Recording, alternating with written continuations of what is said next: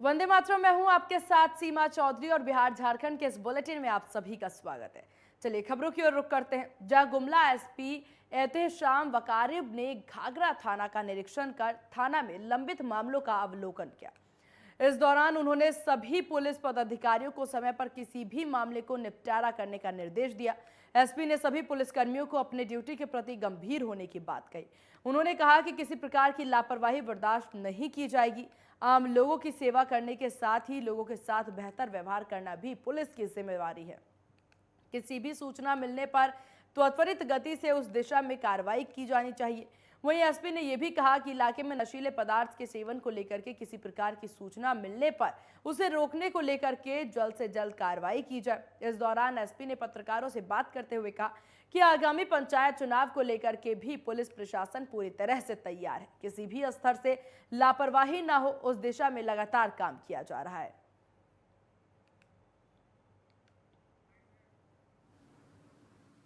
घाघरा थाना है, उसका जो वार्षिक निरीक्षण होता है उसी के लिए आया है यहाँ पे। और अभी त्रिस्तरीय पंचायत चुनाव की भी घोषणा हो चुकी है, उसको लेके यहाँ पे आके डिटेल एक वो इनको डायरेक्शन दिया जा रहा है कि त्रिस्तरीय पंचायत चुनाव के लेके कैसे कैसे काम करना है ताकि चुनाव बढ़िया से हम लोग निपटारा कर सकें। हमने फर्स्ट प्रेस कॉन्फ्रेंस में ये बताया था कि हम लोग पूरी सुरक्षा की जिम्मेदारी लेते हैं और सभी मतदाता की हम लोग सुरक्षा के लिए अपनी पूरी कोशिश से लगे हुए हैं। और इस तरह जो भी नक्सल प्रभावित क्षेत्र है वहाँ पे पुलिस भी डटी रहेगी अभियान के रूप में। तो हम लोग चाहते हैं कि ज़्यादा से ज़्यादा मतदाता अपने मत का उपयोग करें और अच्छी जो भी लोकल लेवल के जो भी मुखिया पंचायत चुनाव है उनको अच्छे से गठन करके चुनाव करें। गुमला जिला के ग्रामीण क्षेत्रों में महिलाओं द्वारा अपने आजीविका को बेहतर करने के लिए किए जा रहे कार्यों का अवलोकन करने के लिए राज्य स्तर के कई पदाधिकारियों ने कई इलाकों का दौरा किया। इस दौरान उन्होंने ग्रामीण क्षेत्रों में जाकर महिलाओं द्वारा किए जा रहे कार्यों की जानकारी ली। साथ ही साथ महिलाओं को कई तरह की सरकार की योजनाओं की भी जानकारी दी। सचिव राहुल शर्मा ने स्पष्ट बताया कि आज सरकार के द्वारा कई ऐसी योजनाएं चलाई जा रही है जिसके माध्यम से महिलाएं स्वावलंबी हो सकती हैं, साथ ही साथ अपने परिवार की आर्थिक विकास को लेकर के काफी महत्वपूर्ण योगदान कर सकती हैं। इस दौरान ग्रामीण क्षेत्र की महिलाओं ने भी अपने द्वारा किए जा रहे कार्यों के कारणों का आर्थिक उन्नति की जानकारी दी। महिला ने स्पष्ट बताया कि कल तक उनका जीवन काफी दिक्कतों में चल रहा था, लेकिन अभी वर्तमान में सरकार के द्वारा मिलने वाले सहयोग और प्रशासन की ओर से दी जा रही सुविधा के कारण उनके जीवन में मूलभूत परिवर्तन हुआ है।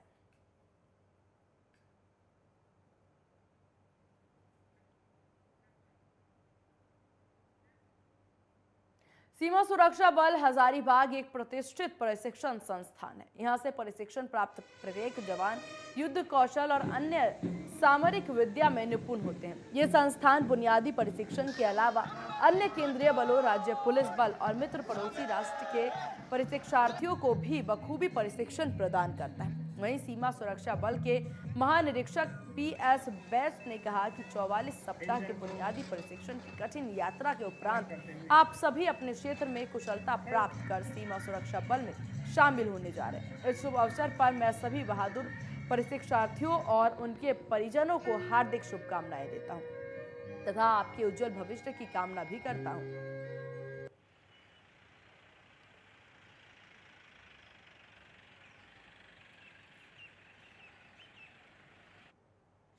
ईसीएल के मुगमा क्षेत्र अंतर्गत राजा कोलियारी ओपन कास्ट खानदान में सीआईएसएफ ने छापेमारी कर लगभग 500 बोरियों में रखा हुआ अवैध कच्चा कोयला जब्त किया है। सीआईएसएफ के पहुंचते ही कोयला चोर भागने में सफल हो रहे।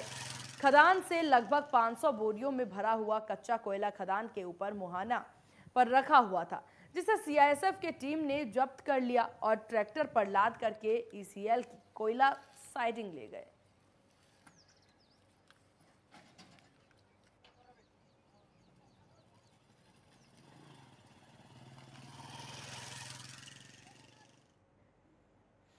धनबाद में एसडीएम प्रेम कुमार तिवारी के नेतृत्व में केथाड़ी स्थित सीएमआर भट्टा में छापेमारी कर करीब 50 टन अवैध कोयला जब्त किया गया।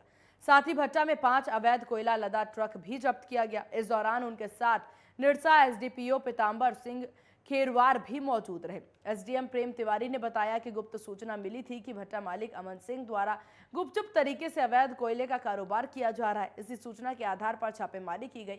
जब्त कोयले को कालू बथान पुलिस के सुपुर्द कर दिया गया। वहीं भट्टे के कागजात की पुलिस जांच कर रही है। ये भी आपको बताते चले कि कुछ दिन पहले ही भट्टे में छापेमारी हुई थी। भट्टा संचालक अमन सिंह समेत अन्य पर कोयला चोरी का मामला दर्ज भी किया गया था।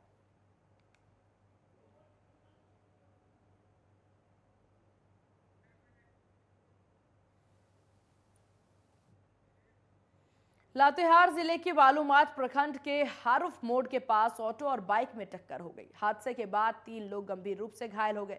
वहीं घायलों को निजी अस्पताल में भर्ती कराया गया, जहां उनका इलाज चल रहा है। वहीं घटना की सूचना पाकर मौके पर पहुंची पुलिस और मामले की जांच अब शुरू कर दी है।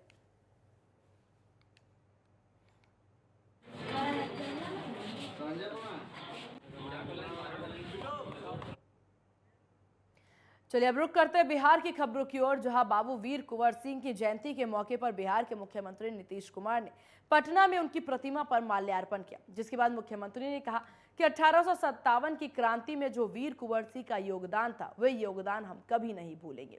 साथ ही उन्होंने ये भी कहा कि बाबू वीर कुंवर सिंह ने अपनी जाति और मजहब को साथ में लाने का काम किया है।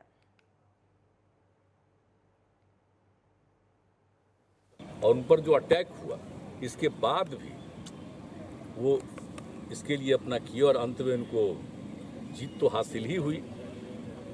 और उसके बाद भले ही वो नहीं रहे, एक अलग बात है, लेकिन सबसे बड़ी चीज़ है कि उनकी जो भूमिका थी और जिस तरह से, और आप जानते हैं समाज के सभी तबकों को जोड़ करके चलते थे। इस बात को याद रखना चाहिए कि समाज के हर तबके के, और हिंदू मुस्लिम समाज का कोई भी तबका का आदमी हो, अपर कास्ट के लोग हों, पिछड़े जाति के लोग हों, ये आपका आप समझ लीजिए कि ये सब दलित समाज के लोग हों, सब लोगों को जोड़ करके वो चलते थे। और हिंदू मुस्लिम सबको, और उस लड़ाई में कितने लोगों की उन्होंने भूमिका लगाई थी। तो ये सब चीज़ याद करना चाहिए भाई, कि इनकी जो भूमिका उस समय के उन्होंने जो किया था, आज से कितना साल पहले किया था। तो हम सब लोग, इसीलिए हम लोग इसको जितना संभव हुआ उनकी स्मृति में, खैर यूनिवर्सिटी तो पहले बन गया था, लेकिन तो हम लोगों ने उसके अलावे और सब कुछ किया है ना भाई। जो बनाया, गंगा नदी पर ब्रिज बनाए तो उसका भी नामकरण कर दिया।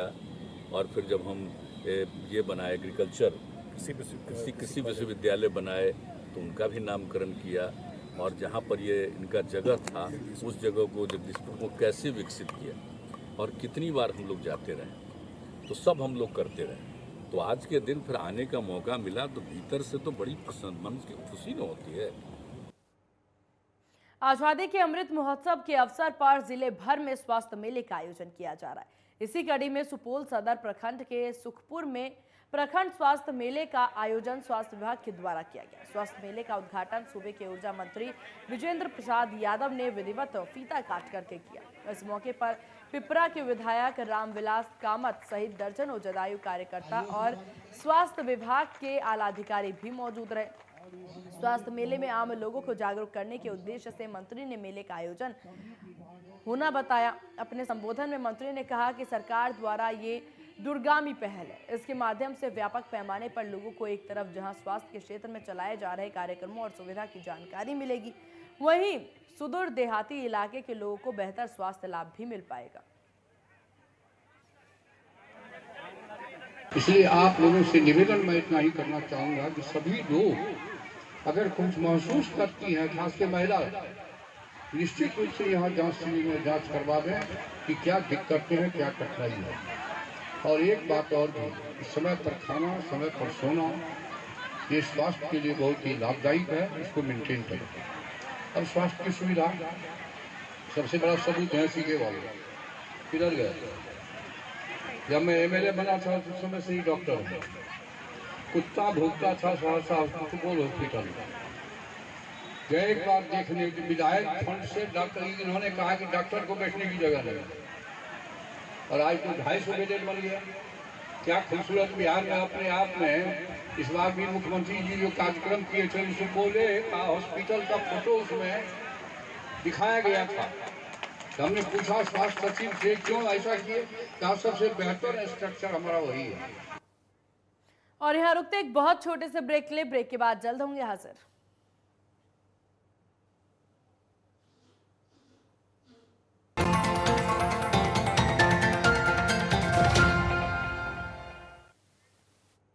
ब्रेक के बाद एक बार फिर स्वागत है आप सभी का और चलिए रुक करते हैं खबरों की ओर, जहां सुपौल जिले के त्रिवेणीगंज स्थित प्रोजेक्ट कन्या +2 उच्च विद्यालय का आज आरडीडीई ने निरीक्षण किया। आरडीडीई के औचक निरीक्षण के दौरान सरकारी स्कूलों में बेहतर शिक्षा उपलब्ध कराने के दावे की पोल खुलती नजर आई।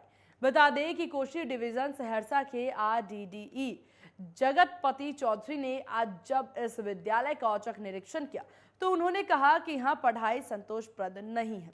निरीक्षण के दौरान उन्होंने बच्चों से सवाल पूछे तो जवाब सही नहीं मिले, जिसके बाद आरडीडीई ने असंतुष्ट जाहिर की। साथ ही निरीक्षण के दौरान विद्यालय की 10वीं कक्षा में मात्र 10-11 बच्चे उपस्थित मिले। औचक निरीक्षण किए हैं। क्लास में बच्चों को आवश्यकता है पढ़ाई और अच्छा करने की। मास्टर को डायरेक्शन दिए हैं कि टीचर को आप कहें कि क्लास में पढ़ाने, क्लास ट्रांजेक्शन अच्छा हो। 9th क्लास के बच्चे को जोड़ घटाव गुणा भाग 8 क्लास से जो पास करके आया है 1 महीने का दिए हैं कि उसको जोड़ घटाव गुणा भाग की पूरी जानकारी हो। 10 क्लास में अक्षर बोध हो और बच्चे जाने कि असल हर्षई दीर्घई क्या चीज़ है, इसको क्या हम कहेंगे, कैसे इसको जानेंगे, संधि कैसे जानेंगे, इसको कैसे पढ़ाई में लाएंगे। पढ़ाई की स्थिति संतोषप्रद नहीं है। हेडमास्टर को डायरेक्शन दिया है कि टीचर को मेहनत करा करके इसको आप सुधारें। वहीं दरभंगा में क्राइम कंट्रोल को लेकर के वरीय आरक्षी अधीक्षक अवकाश कुमार के द्वारा उन तमाम पहलुओं पर विचार और अमल किए जा रहे हैं जिससे आपराधिक घटनाओं में कमी लाया जा सके। इसी कड़ी में शराबबंदी कानून को प्रभावी तरीके से लागू करने की दिशा में एसएसपी के द्वारा एक और पहल की जा रही है। शराबबंदी को प्रभावी तरीके से लागू करने के लिए जारी किया गया टोल फ्री नंबर अब थाने और ओपी के कार्यालयों में भी लिखा मिलेगा। अभी तक ये बिजली के पोल पर लिखा मिलता था, लेकिन अब सरकारी कार्यालयों पर भी ये लिखा मिलेगा। पूरे राज्य में अप्रैल 2016 से ही पूरी तरह से शराबबंदी हो चुकी है। शराब से संबंधित शिकायतों के लिए टोल की नंबर 15545 पहले बिजली के पोल पर लिखा हुआ था ताकि लोगों को याद रहे और तुरंत इसकी सूचना आमजनों के द्वारा अधिकारियों को मिल सके।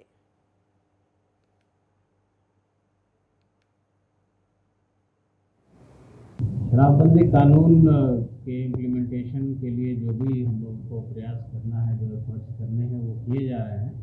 उसमें सुधार की गुंजाइश हमेशा रहती है, तो कहीं कहीं लापरवाही दिखती है तो उस पर कार्रवाइयाँ भी होती हैं। लेकिन ज़िले में 5 ALTF की टीम ऑलरेडी तैनात है जिनके पास पर्याप्त बल है, पर्याप्त वाहन है और उनका सिर्फ एक ही काम है निरंतर छापेमारी करना। जहाँ पे अवैध शराब का निर्माण हो रहा हो, कोई शराब माफिया हो, कोई पहले से एक्यूज हो एक्साइज के केसेस में, तो ये टीम्स काम कर रही हैं with help of excise department के साथ में इसमें लगा हुआ है, जुड़ा हुआ है।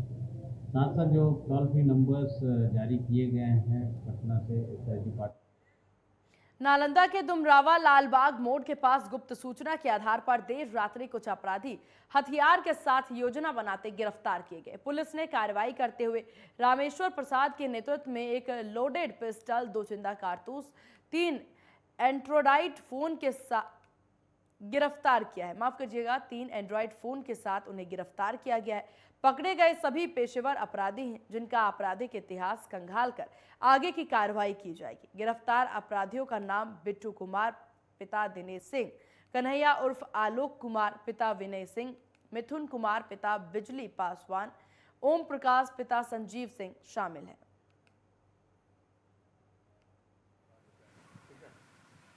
मैं थाना अध्यक्ष दीपनगर साथ साथ जो रात्रि गश्ती पदाधिकारी थे कुंवनी राम ईश्वर प्रसाद के द्वारा तत्क्षण डुमरावा लालबाग मोड़ पे पहुंचकर घेराबंदी किया गया और वहां देखा गया कि जो मुख्य सड़क है उस पे ईंटा इत्यादि रखकर अपराधकर्मी रोड को जो है अवरुद्ध किए हुए थे और हथियार से लैस होकर वहां जमा थे ताकि कोई अगर राहगीर आवे तो उनके साथ लूटपाट की घटना को कारित करें। पुलिस के द्वारा मौके वारदात से लोडेड हथियार के साथ चारों अभियुक्तों को गिरफ्तार किया गया। इधर बिहार के हाजीपुर में लूटपाट की वारदात को अंजाम देने की कोशिश की गई, लेकिन लूट में नाकाम रहने पर लुटेरों ने ज्वेलर्स की गोली मारकर हत्या कर दी। बता दें कि वारदात हाजीपुर के साहदेई मंगल हाट की है। मंगल हाट पर ज्वेलरी शॉप चलाने वाले संजय देर शाम अपनी ज्वेलरी शॉप बंद कर घर लौट रहे थे। बाइक सवार लुटेरों ने उन्हें रोक लिया और उनकी तलाशी ली।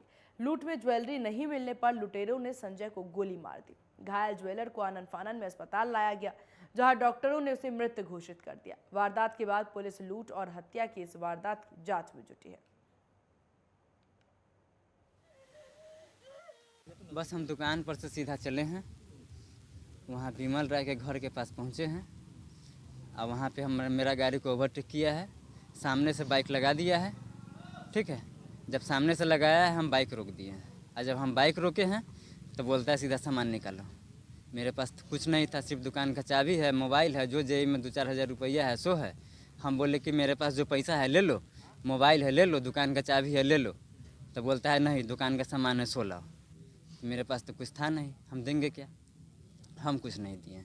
दुकान का चाबी लिया है, लेके खोल के देख लिया है, चाबी फेंक दिया है। वो 3 आदमी से था, T20 पल्सर है, 3 आदमी से था, हम हॉन्क पे 2 आदमी हैं। वहीं नालंदा जिले के सरमेरा थाना में बढ़िया गांव के पास 2 लेन पर खड़े ट्रक में बाइक सवार ने पीछे से टक्कर मार दी, जिसमें एक युवक की घटनास्थल पर ही मौत हो गई, जबकि 2 अन्य सवार जख्मी हो गए। घटना के संबंध में परिजनों ने बताया कि एक बाइक पर तीनों भाई सवार होकर शादी समारोह में शामिल होने के लिए जा रहे थे। तभी बाइक की ब्रेक न लगने के कारण ट्रक से टकरा गई, जिससे ये हादसा हुआ। वहीं घटना की सूचना पाकर मौके पर पुलिस पहुंची और मामले की जांच शुरू कर दी।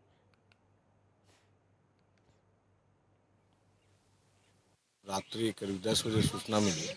हमारे पंचायत के अम्बा के निवासी राहुल कुमार पांडे, पिता उदय पांडे, जो किसी रिश्तेदार के यहाँ शादी के पर्पज से सरमेरा गए थे। सरमेरा से मोटरसाइकिल से आने क्रम में 3 लड़के थे लोग और कोई ट्रक में धक्का लग जाने के कारण इनकी वहीं पे जहाँ एक्सीडेंट हुआ वहीं पे डेथ कर गया और बाकी 2 लोग जख्मी है।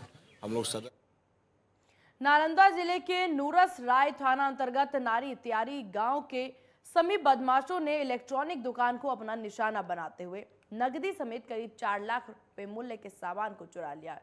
वहीं दुकान के संचालक विकी कुमार ने बताया कि आसपास के ग्रामीणों की नजर जब उनके टूटे हुए दीवार पर गई तो तभी चोरी की घटना की जानकारी मिली। मामला सर यह हुआ कि मतलब कि हर दिन की तरह मतलब कि दुकान हम 7:30 बजे शाम को बढ़ा के यहाँ से चले गए।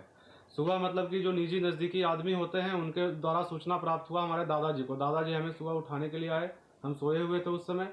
हर दिन की तरह फिर मतलब कि यहाँ पर निकले, यहाँ पर आने लगे। आए तो मतलब कि यहाँ पर दीवार वगैरह सब तोड़ के, सर दीवार तोड़ के और अंदर का सारा सामान दुकान का लगभग दुकान का सारा सामान। और इन्हीं खबरों के साथ बिहार झारखंड के इस बुलेटिन में बस इतना ही। बने रहिए नेटवर्क 10 के साथ। जय हिंद।